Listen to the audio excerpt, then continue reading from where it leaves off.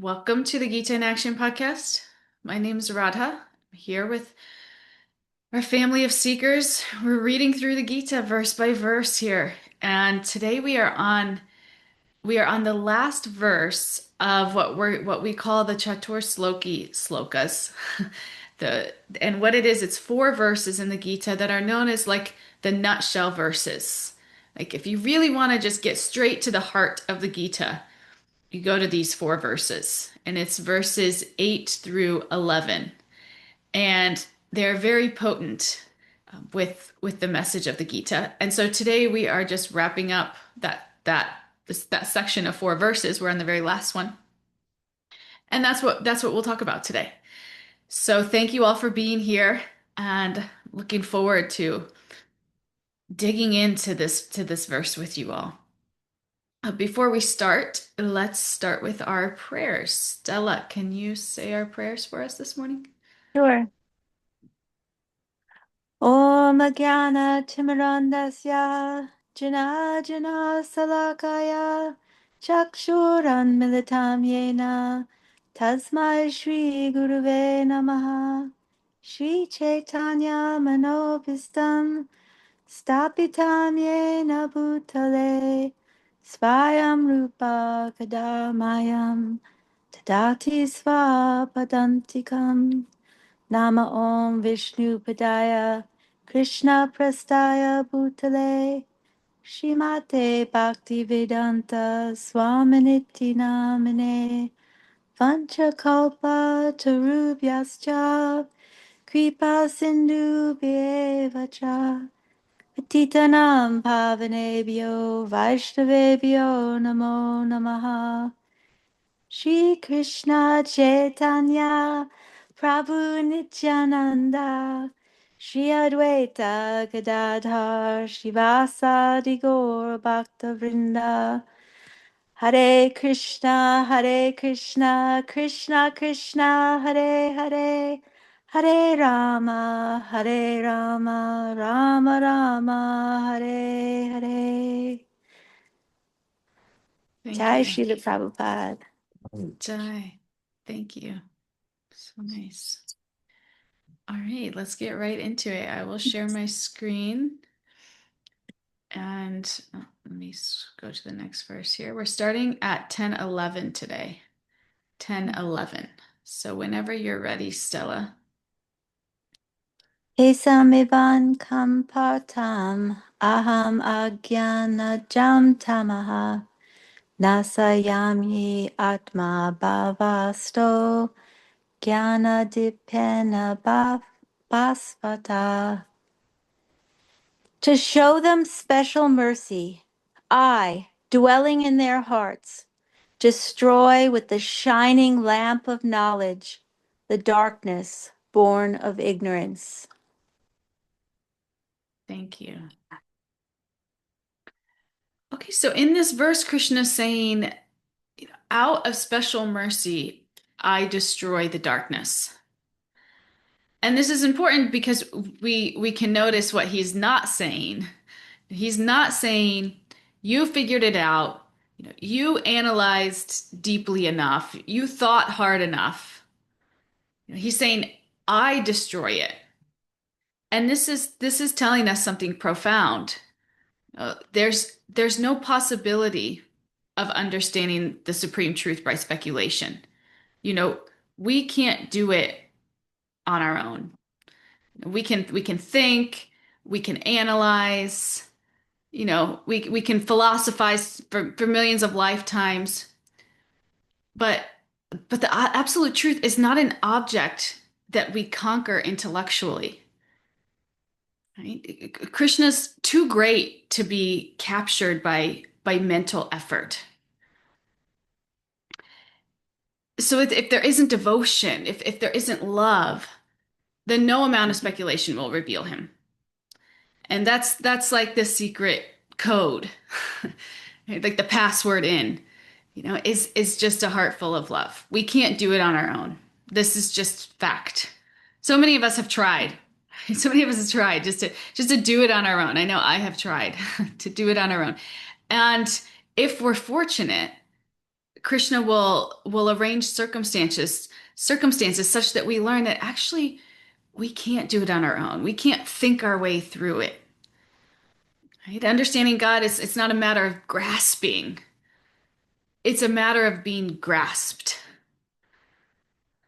While we can discover lots of truths about the world through our own intelligence, we can't grasp the one who is beyond the world by stretching that same intellect. So this is where we have to understand that we're just finite beings. This is actually such a reassuring thing that we're finite. Like, actually, you don't have to have it all figured out. You're not even designed to have it all figured out. There will be things that you can't think your way through, that you can't figure out. And sometimes in life, when we hit these things that challenge us in this way, this is really like the impetus for our spiritual growth. It's really the impetus for us to kind of reach our hands up and say, look, I can't do it on my own. I'm realizing that this particular obstacle or what I'm going through is just too much. So this is a beautiful test of life that Krishna gives us, and many of us have had these moments in life or get to this place in life, this crossroads, where we're kind of confronted with this reality that we're finite and God is infinite. This is just by design. By design, we're finite. By design, God is infinite. And it's only by His divine grace that the finite can gain insight into the infinite. And we can't comprehend Him by just climbing upward through sheer effort. We can comprehend Him by when our consciousness is lifted upwards by grace. And the process of bhakti yoga lifts our consciousness up. That's the process of bhakti yoga. We can picture like a rescue by a rope dropped by a helicopter, like in a disaster zone.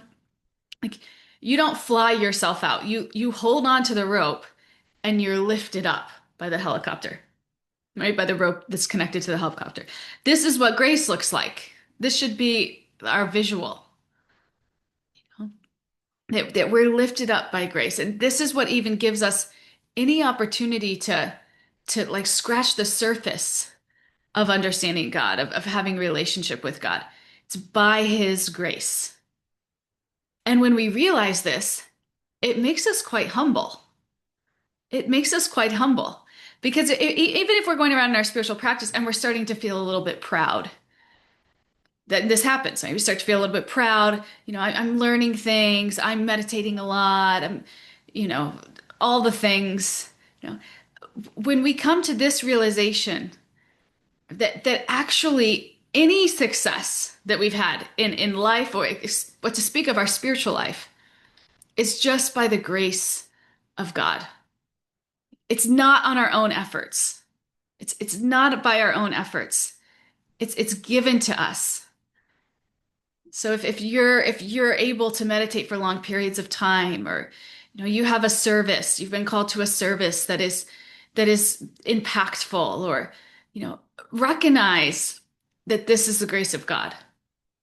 Even the fact that you have the opportunity, even the fact that you're sitting here right now, is Krishna's mercy. And this is humbling. This is humbling, and this is why humility is a symptom of a devotee. Because that's a natural realization when we understand this concept. And it doesn't mean that our intelligence is useless. In fact, our intelligence is super important. Our intelligence is super important because this is what brings us this level of humility. It helps us to recognize our limitations. Our intelligence, if it's used right, if it's clear, if it's not corrupt by the mind, if there's not a virus going on in the mind body intelligence system, and the intelligence gets a little bit hijacked, which happens to the best of us, right? But when our intelligence is clear, it can help us to recognize our limitations, and it can help us to recognize the need to submit to something higher. I think of alcoholics in this example, because we all probably know somebody um who has some addiction problems and is in denial. They're just in sheer denial. Like I can stop anytime I want, or this isn't a real problem in my life, or this is very common. Okay, this is an example of the intelligence kind of being corrupt by the mind. Right? The mind wants what the mind wants, and so then the mind so then it hijacks the intelligence, and the intelligence then rationalizes whatever the mind wants. Okay, but when our intelligence faculty is working clearly, our intelligence will be able to recognize, look, I actually can't do this on my own. I'm really struggling. I can't stop whenever I want. This is a clear intelligence. And this is an intelligence that is serving the soul. This is an intelligence that's serving the soul, not serving the mind. And this can be like this would be like a first step in our spiritual life. This recognition, it could be so valuable. So the intelligence is quite important. Well, because it can recognize, like, look, I'm limited.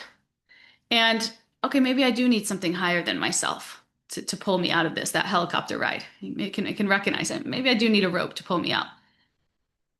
And then it can also recognize that we should hold tightly to that process of grace that's been revealed. I mean, it can keep us holding on to that rope, understanding that, hey, this is what's actually lifting me out. I'm not pulling my way out of this. I'm being lifted. And so this is actually this is like the best purpose of the intelligence. This is like what the intelligence is designed for, to guide us towards surrender, not replace it. Sometimes in this world full of fear or ego, or we get convinced that the purpose of the intelligence is that I'm so independent, I can do everything on my own. This is like empowerment, this empowerment movement. But actually, the real purpose of intelligence is to guide us towards surrender.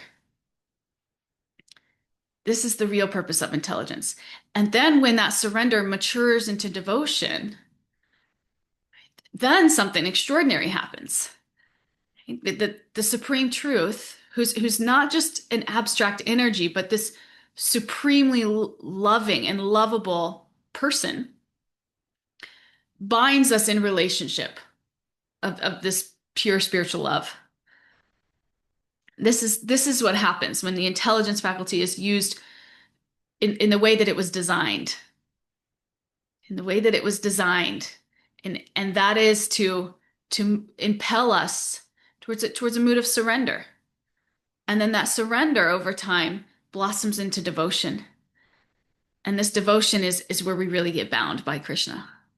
And in that bond, we're elevated, we're liberated, and we enter into this life of eternal happiness.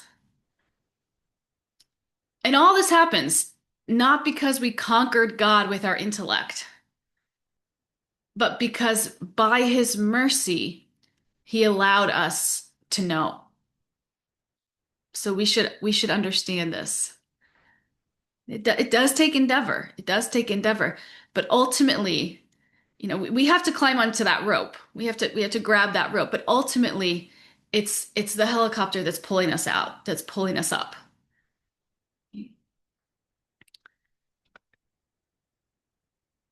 Does anybody want to share anything before we move on? Hare Krishna, Hare Krishna.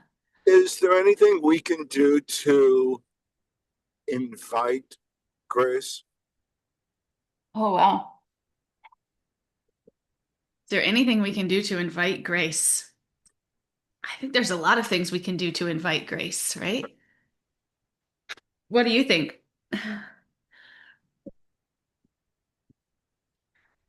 Well, I guess in a receptive sense, we keep our hearts open. But in an active sense, devotional service, I ask as a question. Yeah. Yeah, and that's what even something like chanting, many of us have a practice where we chant God's names every day. And just a practice like that, I mean, we can think of the practice of chanting as us like standing on the ground in this burning forest fire, and we are like just waving our hands up and down. Yeah. And we're like, and our mood should be like, please see me, right? Please rescue me. I mean, really, our mood should be like, let me serve you. But that just in itself attracts attention. When that's our sincere desire, when our sincere desire is to connect with God, that's us waving our hands. When our sincere desire is, God, I want relationship. That's us waving our hands. So yeah, we engage in these practices, but at the end of the day, like our mood, even when we're doing these practices, is what really God is God is seeing and allows the mercy to descend. It allows the rope to come out of the helicopter. So all these things. I mean, when we do any service with a sincere heart, that attracts Krishna's mercy.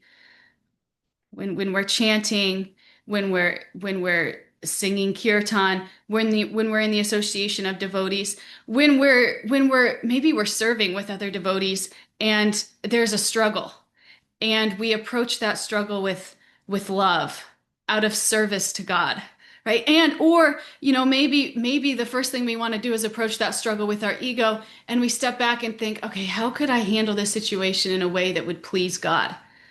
That is like jumping up and down. Wait, I mean, God will see that. That's attracting God's mercy. So every day we can do these things that attract God's mercy and see his love in our life in the form of that rope rope down, pulling us out of this material ocean. Does that answer your question? Thank you. Mhm. Beautiful question. Thank you. Anybody else want to share anything? I think keeping the heart soft, and it's like it's easier to grow stuff in loose soil, kind of. Um, and one of the ways you could do that, I mean, devotional service, but just simply like being kind to, all living entities.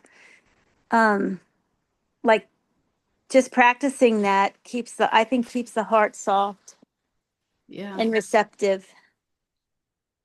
definitely. Even not in devotional service, look, officially, just in our dailies. Yeah, so even being kind, this is something, when we're being kind, we can be kind for our ego to say like, look what a nice person I am, or we can be kind in the mood of service to God. And it's not that, one's bad and one's good. It's just that to the degree that we can purify our intention, that to even our mood is a service to God. It is to that degree we're building more relationship with God. Seeing God in the other entity. Yeah, I mean that's really the gold standard where we really want to get to. Yeah. But that realization that yeah, it takes some time. Thank you, Stella. What do you think, Aaron? People, I love a visual, so I love this um, analogy of the rescue helicopter.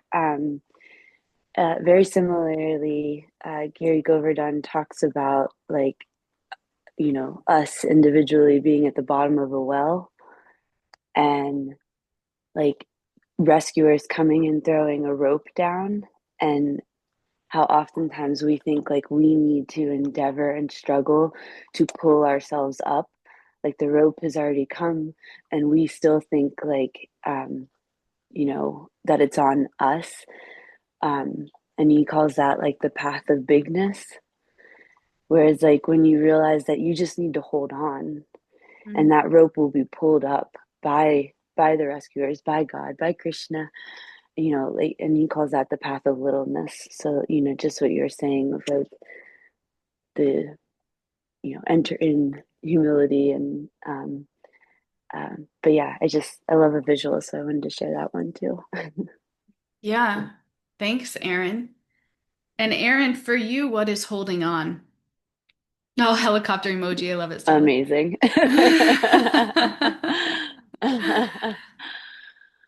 Oh, Yeah, what does that's holding on to a the rope mean for you? really good question.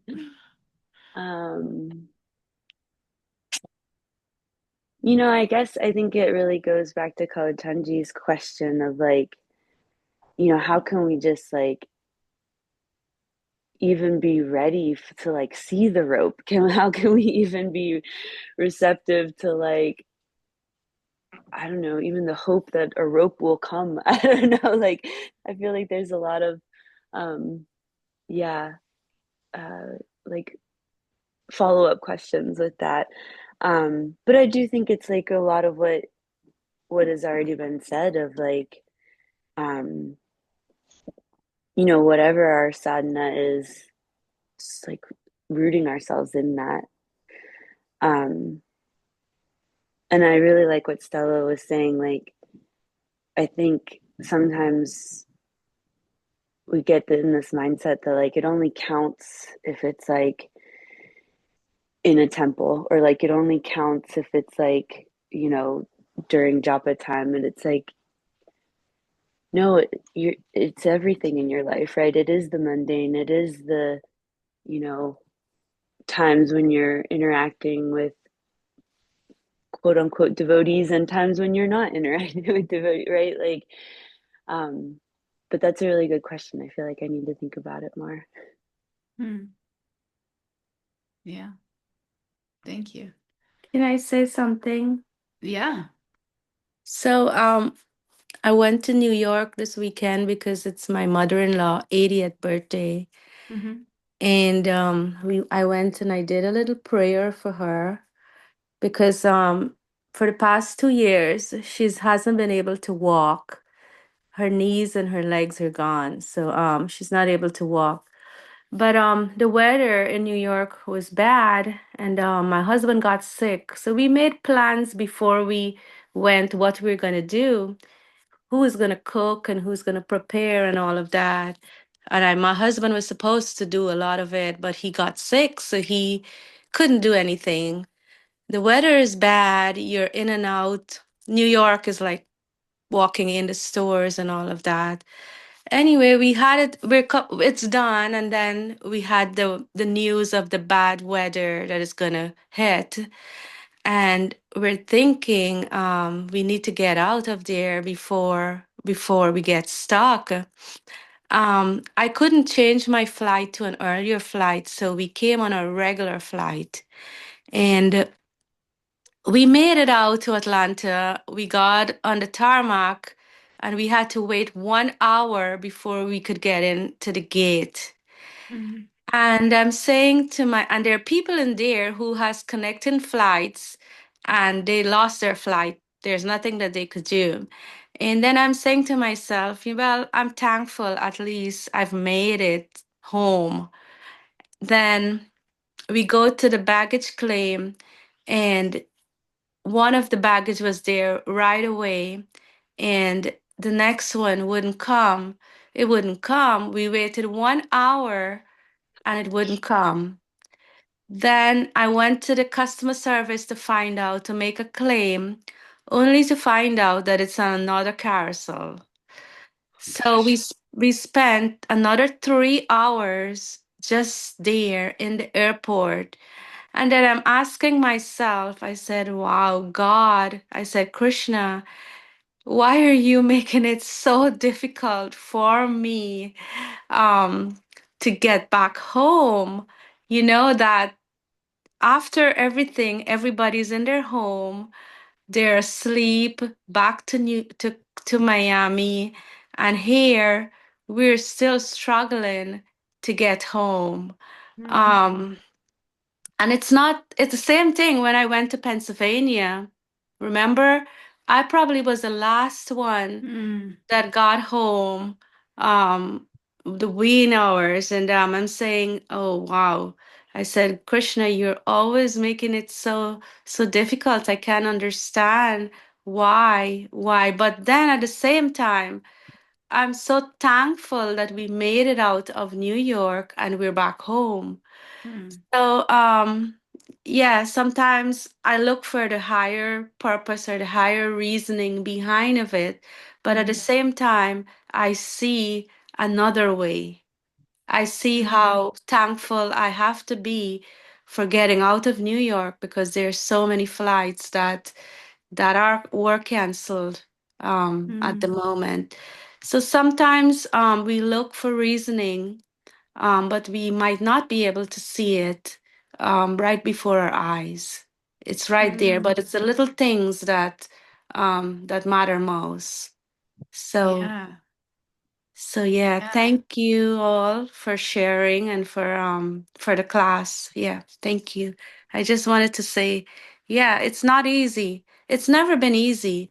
But I in my heart, like the kindness, like Stella says, in my heart, I know that Krishna is there. And so every time I have to go back and I have to remember that he is the guide and light, Mm, and that everything that happens in our life happens for a reason.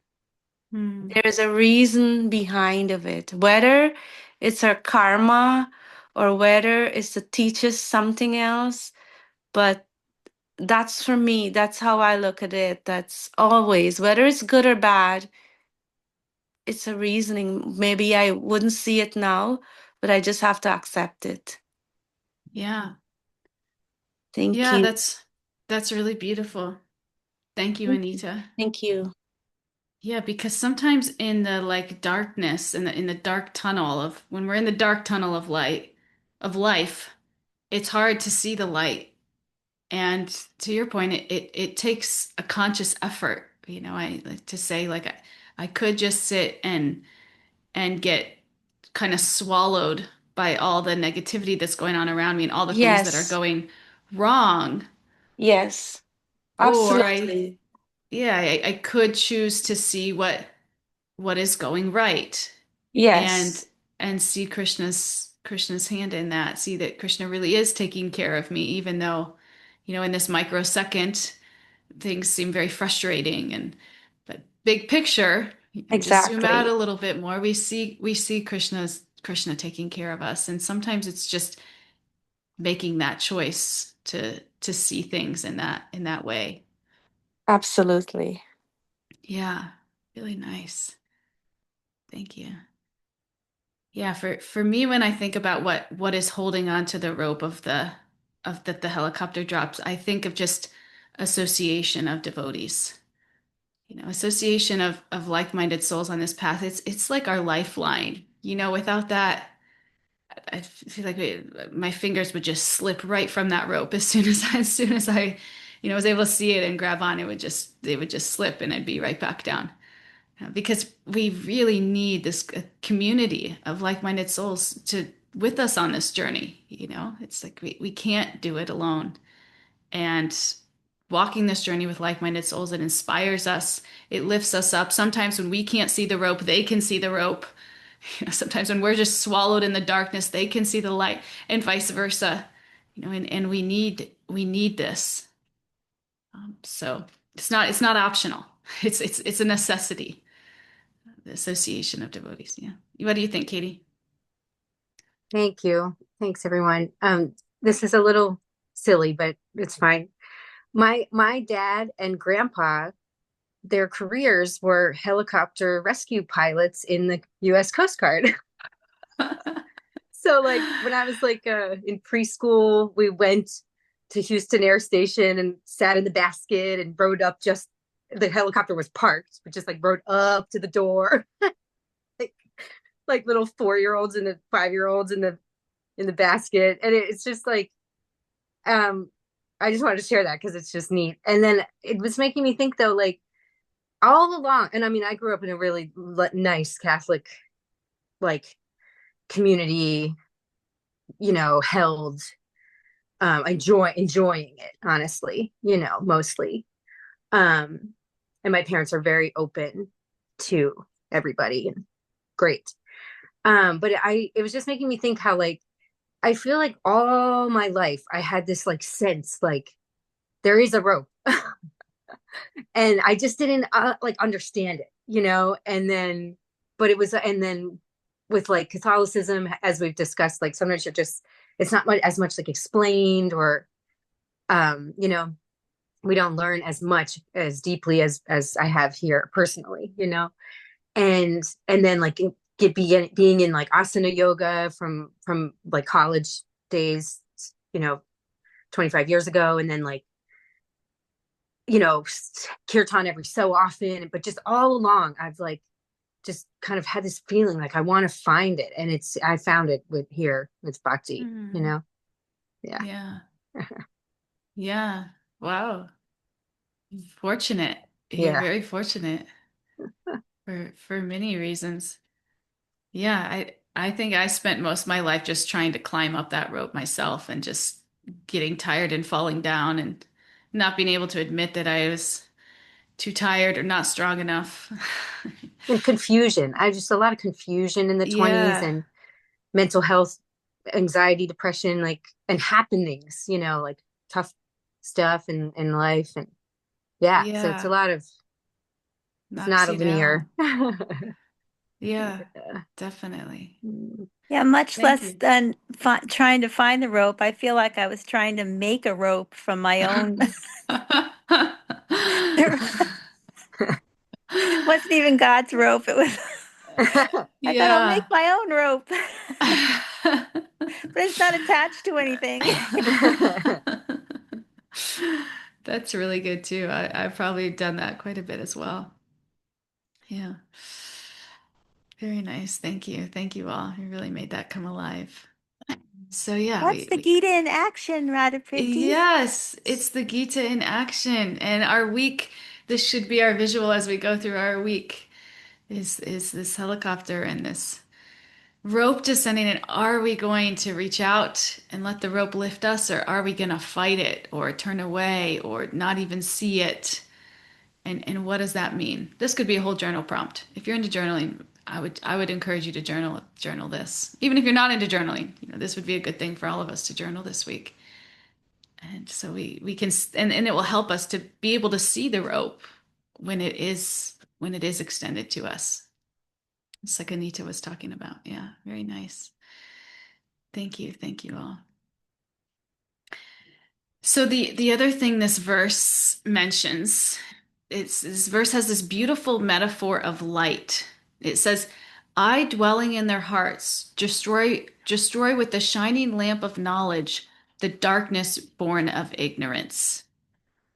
Okay.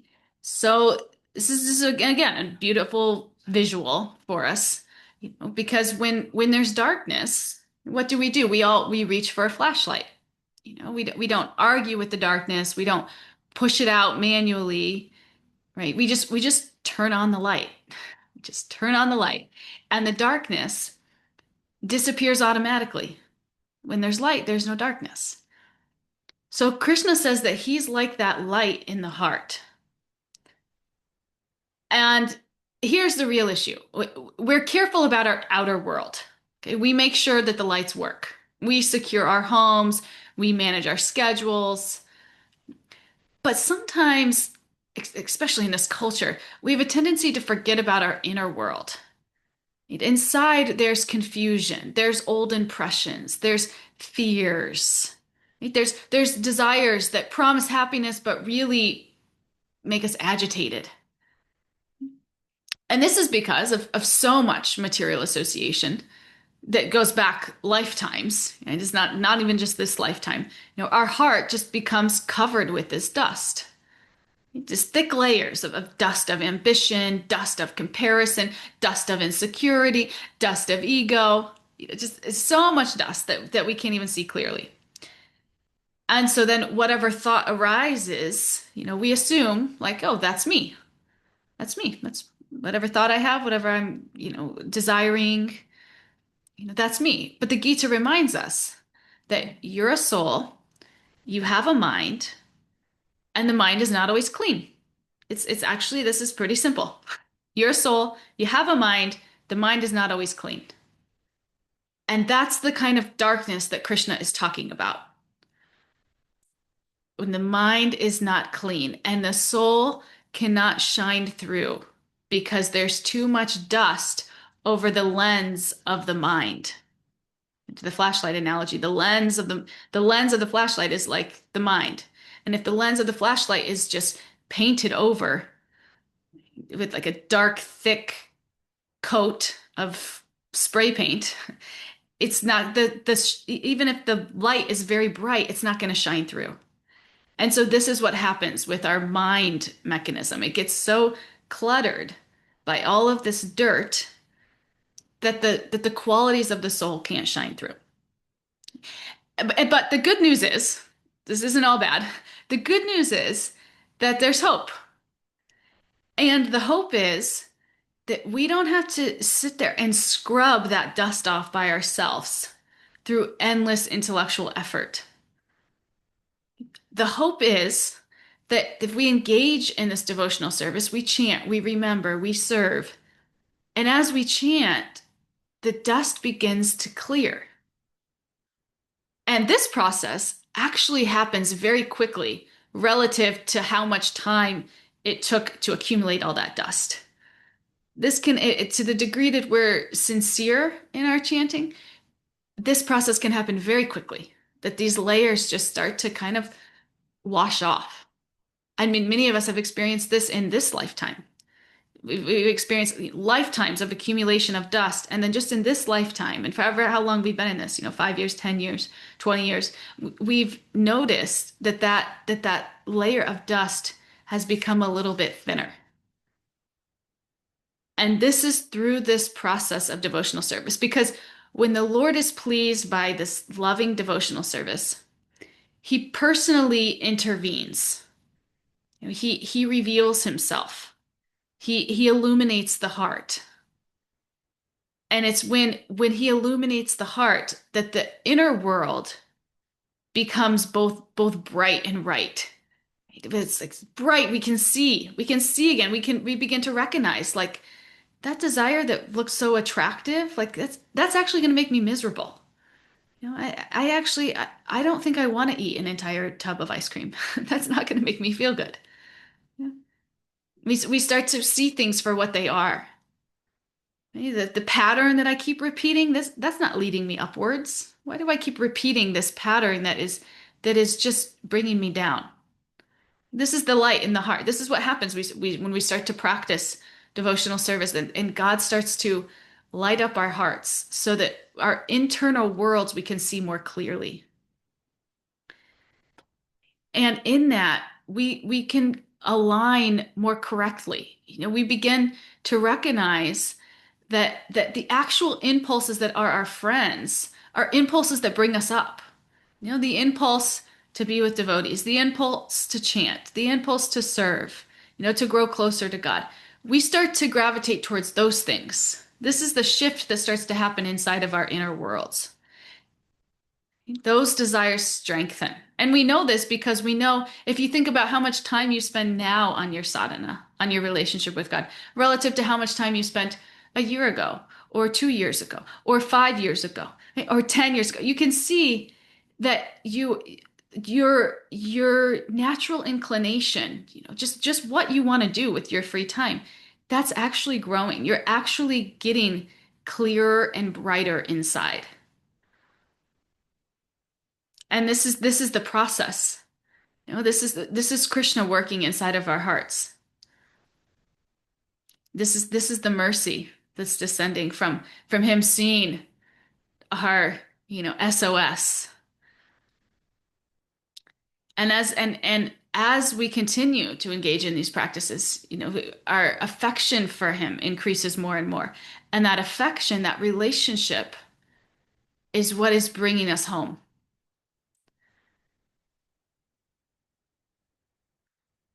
So this is the this is just to kind of dig in deep to the analogy of the light dissipating the darkness, right? And how Krishna is that light. It's not that we move the darkness ourselves. It's that Krishna becomes illumined in our hearts, and all of a sudden our inner world becomes clear and bright. And some may ask, how do I know when I'm oh, another fun emoji from Stella. Stella, I'm loving the fun. She just had a light bulb emoji. Super fun. So some people may ask, how do I know when I'm receiving Krishna's mercy? And because we want to be able to recognize this better. And a lot of us have experienced these really high, intense devotional moments. Like maybe you're in a kirtan and something opens in your heart, or maybe you're on a pilgrimage and you feel almost like lifted, like transported. Like you're just like risen above the anxiety and the noise of life. And these moments, they feel so different from our normal experience that we think like, wow, this is Krishna's mercy. And the reality is that yes, this is Krishna's mercy. But we should also understand that this isn't the only way that Krishna's mercy shows up. This isn't the only way that Krishna's mercy shows up. In fact, those devotional flights will happen more and more regularly when our heart has become purified. And until that point, most of us will move through some cycles. Sometimes we're inspired, sometimes it's dry, sometimes we're deeply connected, sometimes we're just going through the motions. And and when that dryness comes, we may wonder, like, did Krishna step back? Or why am I not feeling anything? Or where did the mercy go? This is a common thing that people experience when they first get into spiritual life. They get the spiritual high right away. And that's what really binds them. Like, wow, this is unlike anything I've ever experienced. But then what commonly happens is they go through this dry moment, like they get home from pilgrimage or, they get home from a retreat and they're like, what happened? Where am I? I don't feel it anymore. Where's Krishna? Where did the mercy go?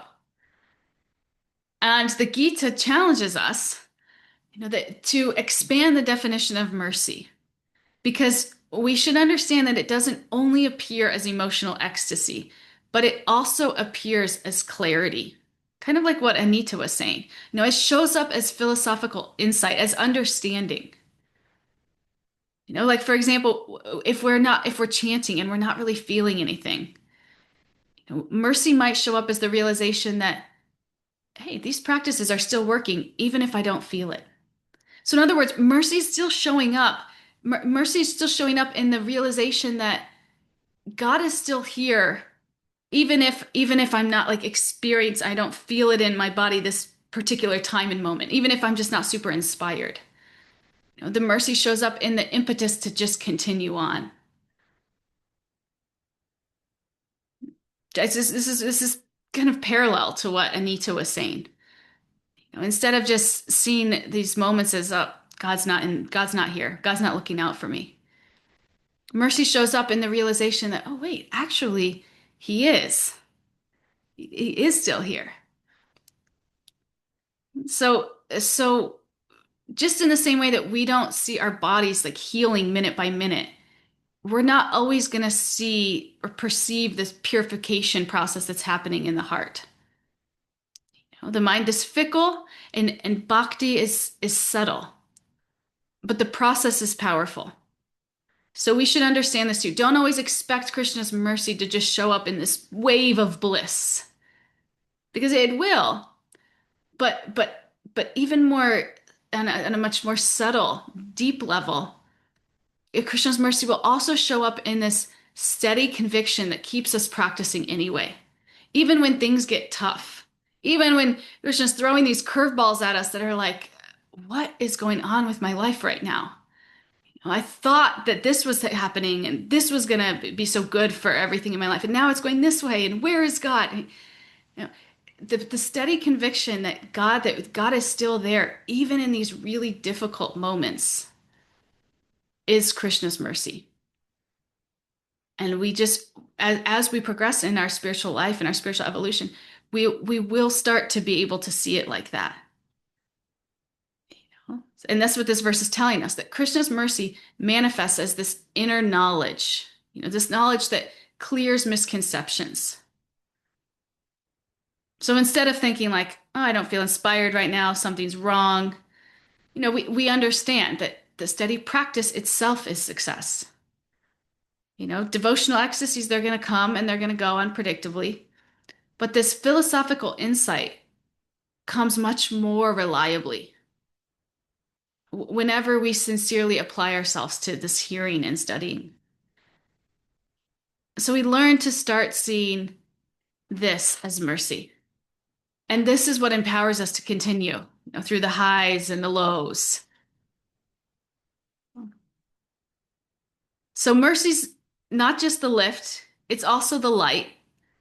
It's not only the feeling, but it's this understanding that keeps us walking. This is what's carrying us up. What do you think, Katie? Hare Krishna. Oh, wow. I think it does get more and more rewarding, or like we can see that more and more. For example, just even this class seems like a wave of mercy. Like, I love how sometimes Kalachandri's like, you're on fire, like, because the classes lately have just been like, wow.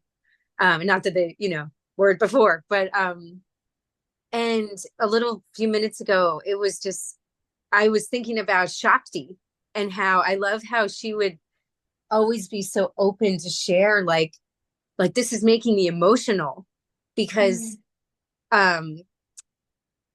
it's very simple when you were saying like, our habits and wanting to, like, our sadhana, like, realizing over time, like more and more time is taken up with association and lectures and bhakti stuff.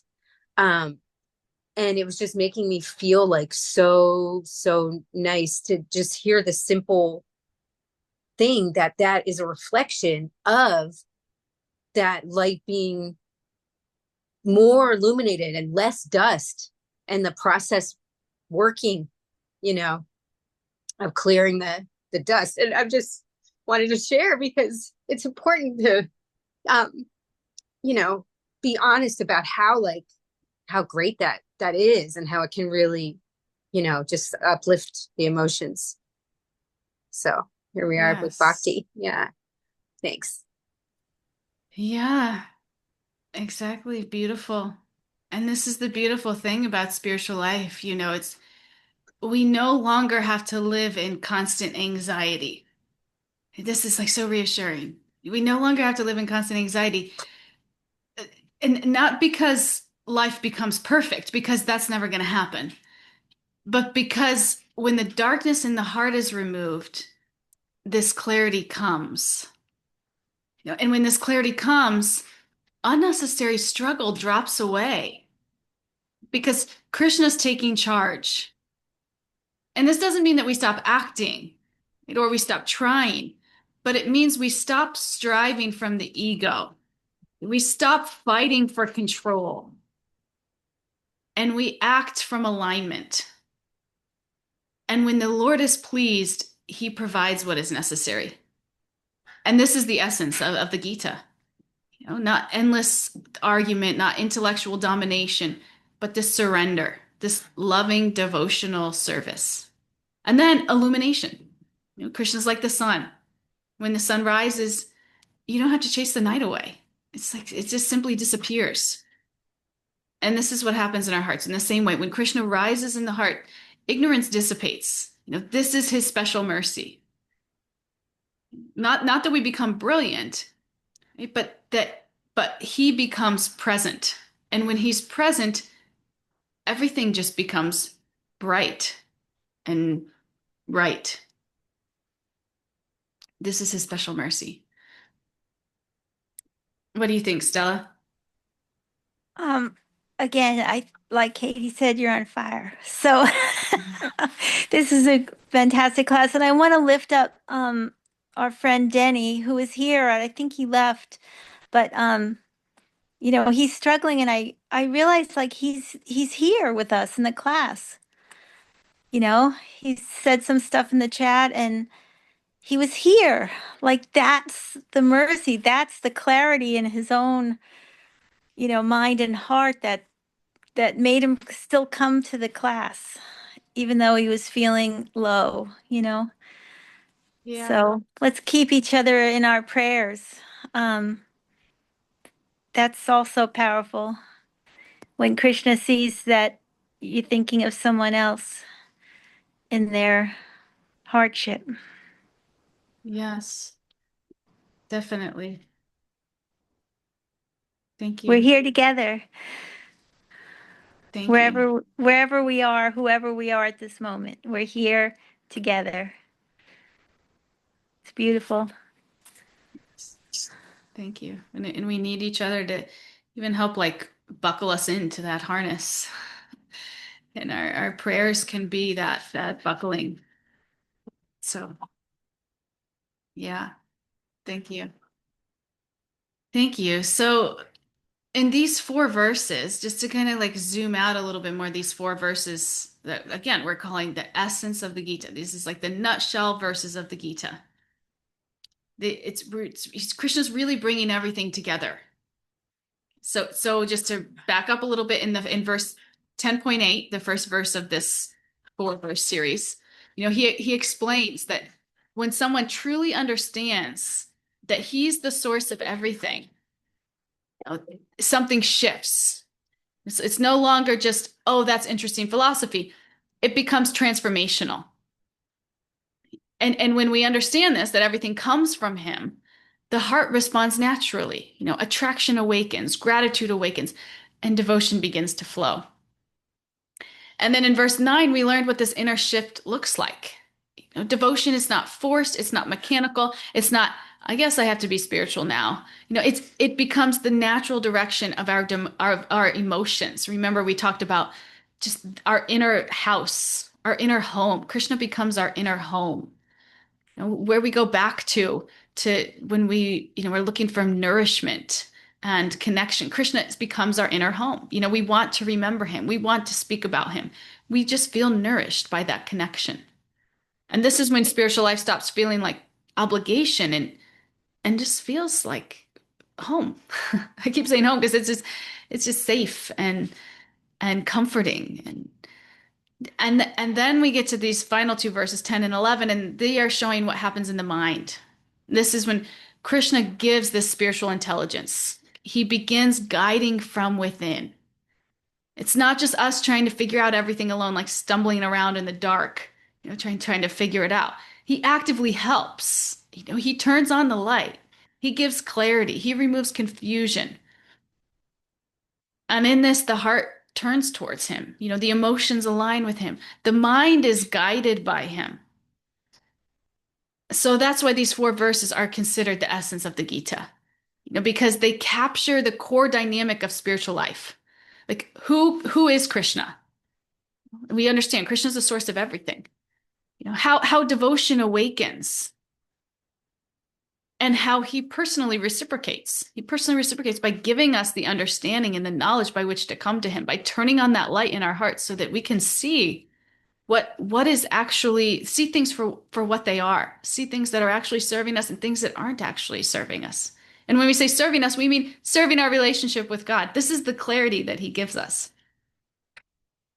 And when we understand who Krishna is, the source of everything, these verses tell us how he reciprocates with us. Surrender stops feeling frightening. It becomes reasonable. It becomes natural. It becomes organic. So these verses, they're removing distress because they're redefining reality. Where most of us walk around in this material existence, and our reality is, I'm the controller, I'm the maintainer, I got to get it together. I got to figure out how to pay my bills, how to do this and this and this. These all these things that get us in this mindset that I'm the center. Everything's dependent on me. Right? Everything's dependent on my own sheer effort and determination and intellect. Now, these verses are flipping that on its head. Are flipping that on its head and saying, look, just engage in relationship with me. Just open your heart to me. and I will take care of everything for you. I will give you what you need. I will give you the understanding by which you need to come back to me. And I will turn on the light in your inner world. And that light itself will make everything clear. You won't have to be so stuck in your mind all the time trying to be the controller and the doer. It will just be clear because I could do that. I could turn on the light, everything will be clear. You'll understand. Should I take this job? Should I not take this job? Should I pursue that relationship? Should I not? You won't have to be in this endless reel in your mind. You'll just know.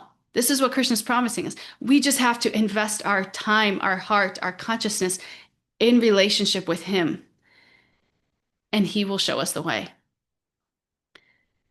Right? And this is such a mind shift. This is such a life shift. This makes everything just sweeter.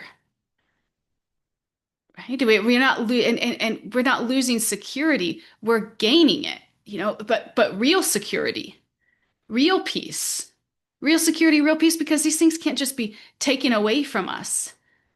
You work your whole life to build up a nice big bank account, and then something happens, the stock market crashes or whatever, and it's gone.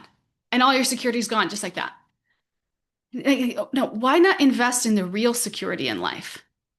This internal security that, hey, God's got my back. God's taking care of me. God's going to give me everything that I need. And I just need to reach out. I just need to invest my time, my consciousness, my energy in relationship with him. I don't have to spend so much time on all these material endeavors that are really just giving me a false sense of security and making me more anxious. Right? So this is the essence of the Gita. It's flipping these cultural standards really on their head. We are so proud. We're so independent. I can do it on my own. No, why? Why would you want to? Why would you even want to buy into the belief that's what's going to bring us happiness? Because it's just so temporary. Be gone in the blink of an eye. That job you worked your whole life for, gone. Because when we invest our time, our consciousness, our energy in relationship with God, now our life is held by something greater than our circumstances. Right? And in this, devotees begin to see everything as Krishna's mercy, and not in a naive way, but with this deep conviction that nothing truly unfavorable can happen to someone who is being guided by him. It's become such a deep conviction. Circumstances may be difficult, but they're never meaningless. Faith combined with knowledge produces this kind of steadiness that survives even hardship. And it's this steadiness, that inner peace, that's one of the greatest signs that these verses are alive in the heart. The Gita is alive in the heart, if we want it to be. So this is true steadiness. This is true realization. This is true relationship. And this is what's available for us all. And that's all that I had for you today. Thank you for coming and being on this journey. I really needed to hear these verses today. It's so easy to get pulled into controller mentality, and we constantly have to come back. This is the practice. We constantly have to come back, remind ourselves. So thank you all. Any final reflections before we end for the day?